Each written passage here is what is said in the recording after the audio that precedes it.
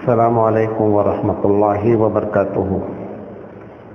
الحمد للہ رب العالمین والعاقبۃ للمتقین والصلاة والسلام علی رسولہ الکریم، اما بعد، قال النبی صلی اللہ علیہ وسلم: الا ان فی الجسد مضغہ فاذا صلحت الجسد کلہ واذا فسدت فسد الجسد کلہ الا وہی القلب۔ محترم حضرات، میں آپ سے جس موضوع پر بات کرنا چاہتا ہوں وہ یہ ہے کہ ان حالات میں دنیا کدھر جا رہی ہے، اور اب ایسے میں مسلمانوں کو خاص کر کس طریقے کا رویہ اختیار کرنا چاہیے۔ میں نے پچھلے ہفتے جو بات کی تھی وہ یہ کیا تھا کہ مصیبتیں کیوں آتی ہیں، تو اس پر جو مجھ سے ہو سکا میں نے بات کی۔ آج ہم بتانا چاہ رہے ہیں پہلے آپ کو کہ دنیا جا کہاں رہی ہے، اور ایسے میں آپ کیا رول ادا کریں گے۔ دیکھیں، سب سے پہلی چیز تو جو بیماری ہے وہ چاہے بالارادہ ہوئی ہو یا اللہ کی جانب سے آزمائش ہے، سزا ہے، جو کچھ بھی ہے، یہ ایک بات طے ہے، تھوڑا سی روکنا تیز ہے، یہ ایک بات طے ہے کہ پوری دنیا ایک پرابلم میں، کرونا کے پرابلم میں، کووڈ-19 کے پرابلم میں آ چکی ہے۔ اس میں ہمارا جو بھارت ہے وہ اس وقت ٹاپ پر ہے۔ جو لوگ ایک سیکنڈ میں 4 آدمی یا 5 آدمی مر رہے ہیں دنیا میں، تو اس 4 آدمی میں ایک بھارتی ہے جو رپورٹ ہے۔ تو سب سے پہلی چیز یہ ہے کہ یہ بیماری ہے، اور آپ جس انداز میں لینا چاہیں، لیکن یہ آپ کو ماننا پڑے گا کہ پرابلم ہے، ایک بات۔ اب یہ جو کیفیت پیدا ہو رہی ہے، ایک بڑا طبقہ بے روزگار ہوگا۔ تیسری چیز، آپ دیکھیں کہ پچھلے مارچ سے یہ مسئلہ شروع ہوا، مارچ 2020 سے، اب مئی 2021 میں ہم چل رہے ہیں۔ بچوں کے تعلیمی بے حساب گراوٹ آئی ہے۔ اسی طریقے سے بچے اس ایک سال میں، پچھلے مارچ سے اب تک جس چیز کے عادی ہوئے ہیں، 13 سال اور 14 سال سے نیچے کے بچے، انہوں نے صرف ایک کام سیکھا ہے گھر میں کہ وہ 24 آورز موبائل پہ رہنا جانتے ہیں، چاہے وہ گیم کھیل رہے ہوں، چاہے وہ غلط چیزیں دیکھ رہے ہوں۔ کیوں؟ گھر والے بھی کوئی مسئلے کا حل نہیں ہے، کہاں جائیں، گھر کے باہر جا نہیں سکتے ہیں، اسکول بند ہے، بازار جانا نہیں ہے، تو گھر والے بھی جو ہے ان کو سمجھ رہے ہیں کہ میں نے ان کے موبائل ہاتھ سے پکڑا دیا، چلو سر درد ہمارا ختم ہوا، یا پھر ٹی وی پہ لگے ہوئے ہیں۔ بہرحال الیکٹرانک میڈیا سے جڑے ہوئے ہیں، اور بقیہ کوئی کام نہیں ہو رہا ہے۔ تعلیمی جو بات ہے گراوٹ کی، ابھی CBSE جیسا بورڈ، اس نے یہ فیصلہ سنا دیا کہ صاحب 10ویں کے جو بورڈ کا اگزام ہوتا تھا وہ اگزام نہیں ہوگا، اور بچے کو جو ہے وہ پرموٹ کر دیا جائے گا۔ بچے اپنے طور پہ بہت خوش ہیں کہ صاحب یہ تو اس وقت جب یہ بڑے ہوں گے اور ان کو جب جاب نہیں لگے گی تب یہ گالیاں دیں گے۔ اسی طریقے سے جو بچے خراب ہو رہے ہیں اس حالات میں، ان کا ایک بڑا مسئلہ ہے۔ اسی طریقے سے مدارس، آپ کو معلوم ہے کہ اگر ایک سال میں 25 سے 30 ہزار لوگ فارغ ہوتے تھے عالم، پچھلا بیچ وہیں رک گیا۔ اس بیچ اگر خدا نہ خواستہ مدرسہ نہیں کھلا، اور جو سال مارچ سے گزری اور وہی کیفیت پھر جون سے لے کر کے اگر چلی، تو نتیجہ یہ نکلے گا کہ 25 سے 30 ہزار مولوی جو بننے والے تھے وہ بند ہو گئے، اور کم سے کم 70 سے 80 ہزار جو بچے حفظ کرتے تھے وہ ختم ہو گئے۔ اب یہ سلسلہ کتنے دن تک چلے گا یہ تو اللہ ہی بہتر جانتا ہے. میں ایک چھوٹا سا طالب علم ہوں. مجھے اب ایسا لگتا ہے کہ آنے والے 25 سال میں ایسا اب نہیں ہو پائے گا جو 2 سال پہلے دنیا تھی وہ آپ بھول جائیں.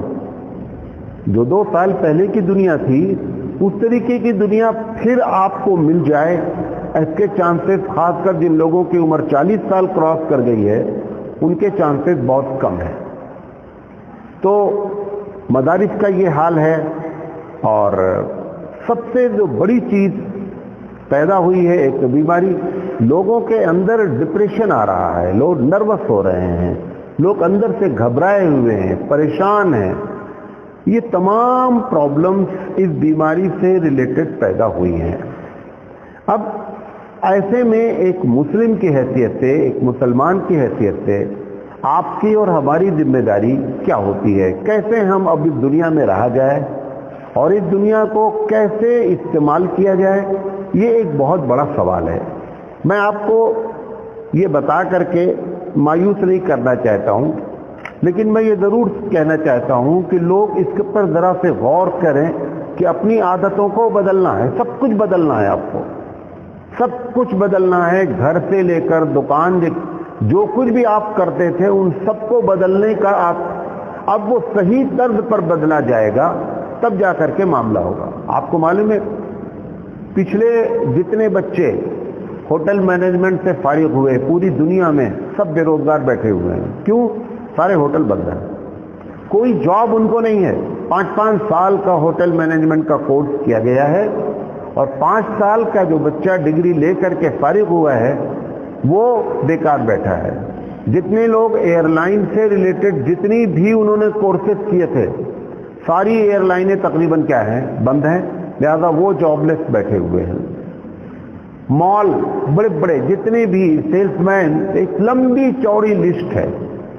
تو اس میں آپ کو یہ بھی سوچنا ہے کہ اب کس طریقے سے اپنے پیٹ کو پالا جائے، کس طریقے سے اپنے بچوں کو سنبھالا جائے، کس طریقے سے ملک کے لیے ہم جو ہے وہ کام آ سکیں. یہ ساری باتیں ہم کو ضرور غور و فکر کرنا چاہیے. میں ایک ایک پر آپ سے مختصراً شارٹ میں بات کروں گا. اور جو میں نے کہا ابھی ایک جملہ کہ میں آپ کو مایوس کرنا نہیں چاہتا ہوں. ان سب کو، یہ سب حالات کو ہوتے ہوئے اب زندگی کیسے گزاری جائے. جو یہ بیماری کا معاملہ ہے، سب ایک ایک بات کرتے ہیں. جو بیماری کا معاملہ ہے، اب لوگوں نے بڑا دل دریا کیا اور انہوں نے کہا کہ صاحب مسجد میں جو ہے وہ کووڈ کے لیے ہاسپٹل بنا دیا جائے.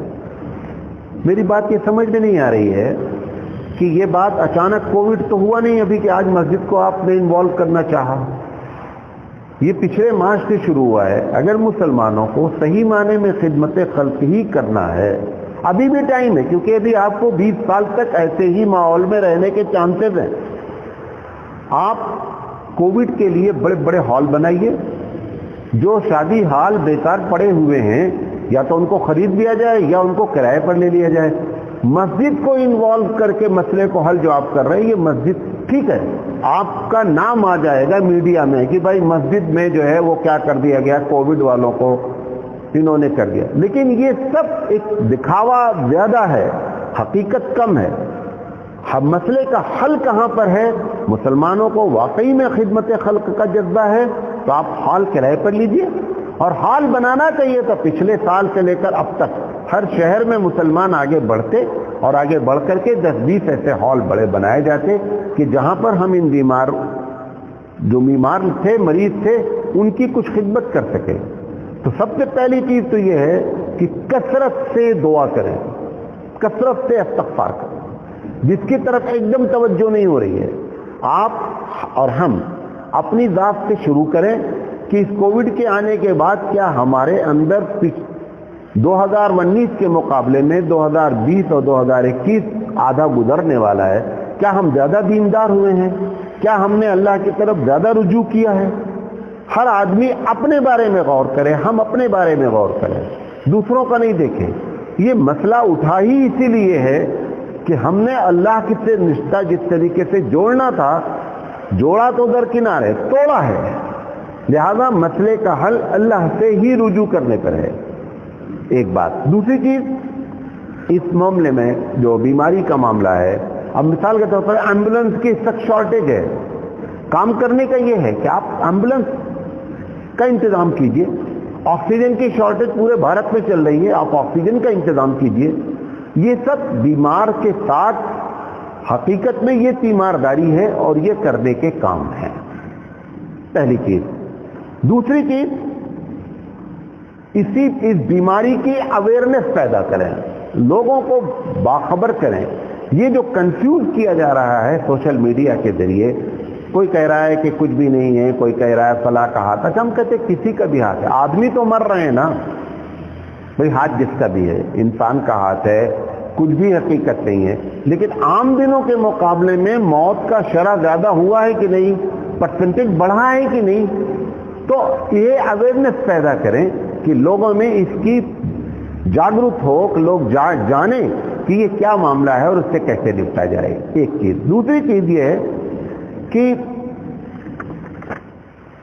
یہ جو تعلیم کا معاملہ ہے، اب وہی تعلیم کامیاب ہو پائے گی جو گھر میں بچے پڑھنے کے عادی بنے۔ اب اسکول آپ تھوڑے دن کے لیے بھول جائیں، ایک سال سے، اب ویسے بھی بچے جب اسکول سے، ویسے بھی آپ کبھی اپنا تجربہ کریں، 2 دن بھی بچہ اگر گھر میں ناغہ کر لیتا ہے تو تیسرے دن اسکول جانے میں اس کو سخت کیا ہوتی ہے، پریشانی ہوتی ہے۔ اب سال بھر اسکول نہیں گیا، 4 مہینہ اسکول نہیں گیا، اب اس کا دل اسکول سے کیا ہے، اچاٹ ہے۔ کوشش کریں کہ گھر میں کیسے تعلیم حاصل کی جائے، کیا سسٹم اڈاپٹ کیا جائے کہ بچہ ہمارا زیادہ سے زیادہ گھر میں تعلیم حاصل کرے، ورنہ یہ جو اسٹینڈرڈ ہے نا، یہ اتنا لو ہو جائے گا کہ آپ اس کا تصور نہیں کر سکتے ہیں۔ یہ اللہ معلوم میں جو بات کہہ رہا ہوں صحیح ہے یا غلط ہے، میں تو یہ سمجھتا ہوں کہ کچھ تھنک ٹینک دنیا میں بیٹھے ہوئے ہیں جو محسوس کر رہے تھے کہ تعلیم کا اسٹینڈرڈ بڑی تیزی سے دنیا میں کیا ہو رہا ہے، بڑھ رہا ہے، لوگ ہائر ایجوکیشن کی طرف جا رہے ہیں۔ جتنا لوگ ہائر ایجوکیشن کی طرف جائیں گے اتنا دادا لوگوں کی دادا گیری کیا ہوتی جاتی ہے، ختم ہوتی جاتی ہے۔ جو دادا گیری کرنا چاہتے ہیں دنیا پر، ان کی دادا گیری ختم ہوتی ہے۔ لہذا ہو سکتا ہے کہ یہ باقاعدہ اسکول کے ساتھ جو کچھ ہو رہا ہے، اسکول کی جو پلاننگ کی گئی کہ اس کو بند کیا جائے، مجبوری ہے، یہ میں نہیں کہہ رہا ہوں کہ اس کو کھول دیں، مجبوری ہے، لیکن اس کے پیچھے یہ راز ہو سکتا ہے کہ وہ دادا لوگ اپنی دادا گیری کے لیے چاہتے ہیں کہ میں تعلیم کا معیار ڈاؤن کیا جائے تاکہ ہماری دادا گیری کیا ہو سکے، قابض ہو سکے۔ تو تعلیم کے لیے اب گھر کو اپنا اسکول بنائے، بچوں کا مزاجن بنائے، ٹائم کے لحاظ سے بنائیں، ان کو بیٹھا لیں کہ کیوں چپک کر بیٹھتے ہو، پیچھے بیٹھو، وہ پیچھے بیٹھ رہا تو تم آگے گھسیٹتے ہو۔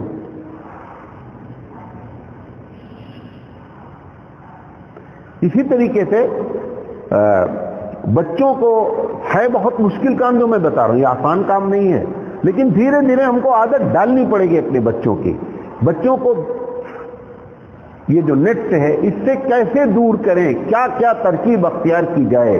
میں کل ایک بینک گیا تھا تو ایک مسلم عورت کے گود میں بچہ رہا ہوگا، 1 سال کا بچہ رہا ہوگا، تو وہ اس ٹائم پر ہم بیٹھے ہوئے تھے، تھوڑا سا بزی تھا بینک، وہ بچے کو اس 1 گھنٹے میں موبائل کا کچھ لگائے ہوئے ہے، اور وہ بچہ حالانکہ کچھ اس کو سمجھ نہیں کیا ہو رہا ہے، کچھ اس سے کوئی بحث نہیں ہے، وہ صرف کارٹون لگا ہوا ہے اور وہ جو ہے انگلی مار رہا ہے، تھوڑی دیر کے بعد چینج ہو رہا ہے۔ مطلب بتانا یہ چاہ رہا ہوں کہ ہماری ماؤں کو بھی پتہ نہیں ہے کہ ہم اپنے بچوں کو کیسے لے کر کے آگے چلیں، کیسے ناکارہ قسم کے بچے ہم بنا رہے ہیں، اپنی نسلوں کو ہم سنبھال نہیں پا رہے ہیں۔ لہذا گھر کو مدرسہ، گھر کو اسکول بنانے کی فکر کریں اور زیادہ سے زیادہ ہنر کی بات کریں۔ اب اس دنیا میں وہ لوگ کامیاب ہوں گے جن کے پاس اسکل ہوگا، جن کے پاس ہنر ہوگا۔ تعلیم فیل ہو چکی ہے، تعلیمی لحاظ سے آپ سوچیں کہ میں نے بہت تعلیم حاصل کر لی، کیونکہ آپ کا جس جگہ کام کرنا چاہتے ہیں وہ آفس لاک ہے، وہاں کام ہی نہیں ہو رہا ہے۔ لہذا زیادہ سے زیادہ لوگوں کو، اپنے بچوں کو اسکل، ان کے اندر ہنر پیدا کرنے کی کوشش کریں، اسی کی ڈیمانڈ بھی ہے اور اسی کے ذریعے وہ اس دنیا میں زندگی بھی گزار سکتے ہیں۔ تیسری چیز جتنا کھیتی کرنے والے لوگ ہیں یہ بہترین ٹائم ہے کھیتی خوب اچھی کی جائے، کیونکہ سب کچھ بند ہو سکتا ہے لیکن پیٹ بند نہیں ہو سکتا ہے. سارے مسائل اپنی جگہ کھڑے ہو سکتے ہیں لیکن آدمی کو کھانا کھانا ہی کھانا ہے. آپ جن لوگوں کے پاس کھیت ہے ان کو چاہیے کہ عبادت سمجھ کر کے اس کو بیکار رکھنے کے بجائے، لوگوں کو دینے کے بجائے محنت کر کے جو ہے نا وہ کسان زیادہ سے زیادہ کیا کرے، غلہ پیدا کرے، اور اسی کی ڈیمانڈ ہے اور اسی کی ضرورت ہے. زیادہ اس طریقے سے زندگی کو چینج کرے. اسی طریقے سے جو مدارس کا حال ہے، مدارس کا جو حال ہے، اب بتایا آپ کو کہ اتنے لوگ مدرسے سے فارغ نہیں ہو پائے، حفاظ کی شارٹیج ہوئی، اور اسی طریقے سے اب سے رمضان تھا، ٹھیک ہے رمضان میں تراویح سنانے والوں کو پیسہ طے نہیں کرنا چاہیے، لیکن ایک بڑی تعداد رمضان میں حفاظ جو آتے تھے 20,000 25,000 اگر وہ پا جاتے تھے بیچارے، تو ان کا ایک مستقبل اس سے وابستہ ہو گیا تھا. پچھلے سال بھی ان کو کیا ہوا کہ وہ ان کو کچھ بھی ہدیہ نہیں مل سکا. اس سال بھی کیا ہوا معاملہ، کچھ بھی ہدیہ نہیں مل سکا. اب نتیجہ کیا نکلے گا؟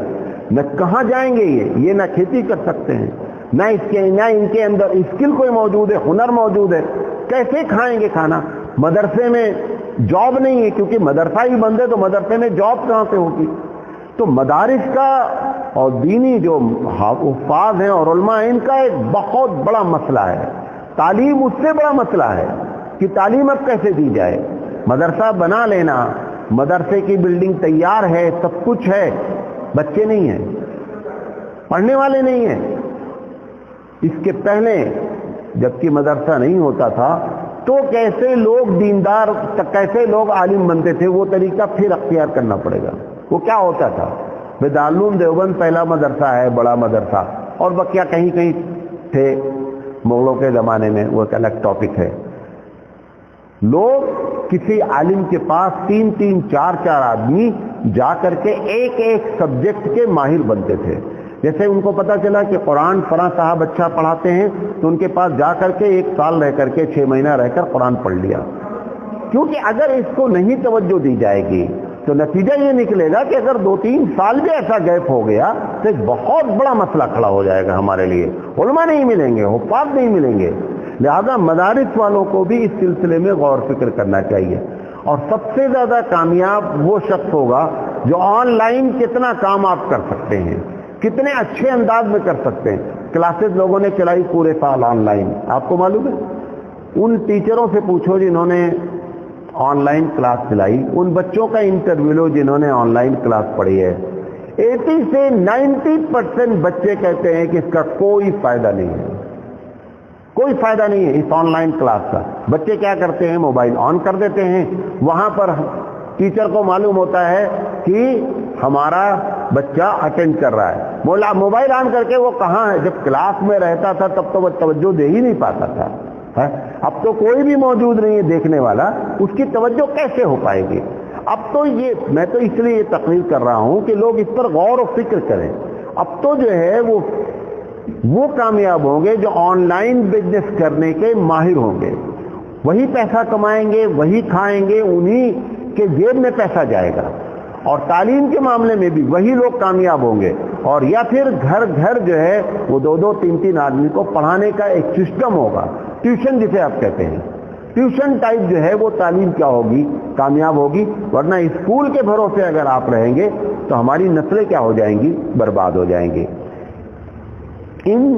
جیسے زوم میٹنگ کے ذریعے پڑھاتے ہیں، بہت سے طریقے ہیں، ابھی تو اور آئیں گے جب حالات خراب ہوں گے. آخر بات جو کہنا چاہتا ہوں کہ ان سب کے مسئلے کا حل پروردگار عالم کے ہاتھ میں ہے. ہم جتنی بھی باتیں پیش کیے ان سب کو وہ 1 سیکنڈ میں کیا کر سکتا ہے؟ ختم کر سکتا ہے. بیماری کو ختم کر دے، سارا مسئلہ اپنے آپ کیا ہو جائے؟ حل ہو جائے. وہ کیوں نہیں کر رہا ہے؟ میں نے آپ کو پچھلے جمعہ 3 باتیں بتائی تھی کہ 3 بڑے گناہ اس دھرتی پر ہو رہے ہیں جس کی وجہ سے پروردگار عالم کی ناراضگی ہے. ایک سود کا دھندا، اور دوسرا زنا کا عام ہونا، اور تیسرا شرک. یہ اس طریقے سے زمین پر ہو رہا ہے کہ جس کی وجہ سے پروردگار عالم ہماری طرف متوجہ نہیں ہو رہا ہے. یہ ہم سے ہمارا رب ہم سے جو ہے وہ روٹھا ہوا ہے. اب اس رب کو روٹھنے کے لیے جو ڈپریشن کی میں نے بات کی کہ ایک بڑی تعداد ڈپریشن میں جائے گی. قرآن مجید کہتا ہے الا بذکر اللہ تطمئن القلوب کہ لوگوں اللہ کے ذکر سے جو ہے نا وہ انسان کو سکون ملتا ہے. ہم وہ ذکر کرنے کے لیے تیار ہی نہیں ہے. ذکر سے مراد یہی نہیں ہوتا ہے کہ آدمی مصلی پر بیٹھ کر تسبیح پڑھے. اللہ کا خوف دل میں آ جانا سب سے بڑا ذکر ہوتا ہے. قرآن مجید کے بارے میں قرآن نے کہا کہ اقیم الصلاۃ لذکری، نماز کو اس نے ذکر کہا. قرآن مجید کے نزول کو، قرآن مجید کو اس نے ذکر کیا، کہا کہ نحن نزلنا الذکر. تو ذکر جو ہے رجوع الی اللہ کیا جائے. ایک بڑی تعداد بہت اللہ والے ایک شخص نے کہا کہ کثرت سے درود پڑھا جائے، کثرت سے جتنا ہو سکتا ہے اٹھتے بیٹھتے درود پڑھیں. اور ابھی بھی 4-5 دن رمضان کے باقی ہیں. یہ عشرہ خاص کر اللہ کی نگاہ میں بہت قیمتی، بہت ہی اہمیت کا حامل ہے، ہمارے لیے بہت قیمتی ہے. ہم اس کی طرف جو ہے وہ توجہ دیں، اللہ سے خوب دعائیں مانگیں، خوب رجوع اللہ کریں. چانسز ہیں اللہ تعالیٰ، کیونکہ اللہ تعالیٰ نے جب سب سے پہلے قلم کو پیدا کیا تو قلم نے سے کہا لکھو. قلم نے کہا کیا لکھوں اے اللہ؟ اللہ تعالیٰ نے کہا لکھو کہ میری رحمت میرے غصے کے اوپر رہے گی. میں رحمان ہوں، گرچہ قہار بھی ہوں، لیکن میری قہاریت کبھی میرے رحمان کے اوپر نہیں جائے گی. میں رحمان ہوں. لہذا اللہ تعالیٰ کے اس صفت کا حوالہ دے کر کے، اس کا واسطہ دے کر کے، کیونکہ بقیہ لوگوں کو تو نہ آخرت سے مطلب ہے نہ خدا سے مطلب ہے. ایک لے دے کر کے اگر کسی کو دلچسپی ہے آخرت سے اور اللہ سے تو وہ آپ ہیں. ہم مسلمان ہیں. ہم مسلمان اگر اپنے اللہ کو راضی کر دیں، ہو سکتا ہے کہ ہماری اس دعاؤں سے، ہمارے رجوع اللہ سے ساری دنیا کو کیا مل جائے؟ نجات مل جائے. لہذا سب سے پہلا کام اس میں ہر آدمی اپنی جگہ پر بیٹھ کر، اور بے چکی باتیں جو سوشل میڈیا پر آ رہی ہیں ان کو، اب جیسے آج کہہ رہے ہیں آخری جمعہ جو ہوتا ہے رمضان کا، اس میں اگر آپ نماز، چاہے 70 سال کی نماز آپ کی چھوٹی ہے، آپ اس طریقے سے نماز پڑھ لیں تو آپ کی نماز معاف ہو جائے گی. یہ بکواس قسم کی باتیں بند کریں. حبیب مصطفیٰ صلی اللہ علیہ وسلم کے طریقے پر آئیں. رجوع اللہ سے مراد اللہ رسول کے طریقے پر آ کر کے اپنے مسئلے کو حل کریں، اپنے رب کو منانے کی فکر کریں. نمبر 2، رجوع الی القرآن. قرآن کریم ایک ایسا کلام ہے پروردگار عالم کا کہ جتنا اس کتاب سے بندہ قریب ہوگا اتنا رب خوش ہوتا ہے. رب کے خوش ہونے کی بہت سے طریقے ہیں. ایک میں نے پوری تقریر کی ہے کہ اللہ تعالیٰ کن کن چیزوں سے خوش ہوتا ہے. اس میں سے ایک بنیادی چیز کیا ہے؟ وہ اللہ تعالیٰ اپنی کتاب سے خوش ہوتا ہے جب بندہ اس کتاب سے اپنے آپ کو نسبت جوڑتا ہے، چاہے پڑھنے کے لحاظ سے، چاہے سمجھنے کے لحاظ سے، اور بیسک اور بنیادی طور پر عمل کرنے کے لحاظ سے. جب پروردگار عالم کی یہ کتاب کے ساتھ ہمارا جو معاملہ ہے، بارہا میں کہتا رہتا ہوں 20 تقریر میں، کہ یہ جو آپ اور ہم اس کے ساتھ برتاؤ کر رہے ہیں نا، یہ اس کا ظاہری ادب ہے. قرآن کریم کا ہم ظاہری ادب کر رہے ہیں، لیکن قرآن مجید کا جو اصل ادب ہے، مولانا تھانوی رحمۃ اللہ علیہ فرماتے ہیں کہ نزول قرآن کا مقصد اس پر عمل ہے. یہ جو پڑھنے پر آپ کو ثواب دے دیا جاتا ہے، یہ اللہ کا فضل ہے، اس کا احسان ہے. کیوں؟ کیونکہ اس کو اپنی کتاب سے کیا ہے؟ محبت ہے. اس بنیاد پر کیا کرتا ہے کہ وہ ایک بہت بڑے ہمارے انگلش ٹیچر تھے، تو گریجویٹ میں تو شاعر بھی تھے انگریزی کے. تو ایک بچے سے انہوں نے جو وائبا جو اورل ہوتا ہے ان سے پوچھا، حالانکہ وہ ان کی شاعری کوئی خاص نہیں تھی، انڈین تھے، انگلش میں پوئٹری وغیرہ لکھتے تھے. تو اس سے جب انہوں نے پوچھا کہ اچھا کوئی انگلش کی پوئٹری سناؤ، وہ اتفاق سے اس نے کیا کیا کہ وہ سر کی لکھی پوئٹری سنا دیا. سر کی لکھی جو پوئٹری سنایا، حالانکہ سر کو بھی معلوم ہے کہ میں کتنا بڑا شاعر ہوں اور میری پوئٹری میں کتنا بڑا دم ہے میری نظم میں. اس کو انہوں نے 10 کا 10 نمبر دیا. جب بعد میں بات ہوئی، جب آیا رزلٹ، تو میں نے کہا سر آپ نے ہم لوگوں نے اتنی اچھی پوئٹری سنائی. انہوں نے کہا اس نے میری سنائی نا, تم لوگ کوئی میری سنائی. آپ دیکھیے آدمی کو اپنی تخلیق سے محبت ہوتی ہے. پروردگار عالم اس قرآن کا کیا ہے, یہ اس کا کلام ہے. جب آپ اس کے کلام سے جڑتے ہیں تو وہ فطری طور پر پروردگار عالم ایسے لوگوں کو پسند کرتا ہے. لہذا رجوع الی القرآن کریں. اور دوسری بڑی چیز جس سے اللہ خوش ہوتا ہے وہ حبیب مصطفیٰ کے طریقے پر آ جائے ہر چیز میں. ابھی ہم آپ بیٹھ کر کبھی ہم اپنی زندگی کا تجزیہ کریں, اینالائز کریں کہ ہم رسول کے طریقے پر کیا کیا کام کرتے ہیں, کیا کیا کام ہم رسول کے خلاف کرتے ہیں.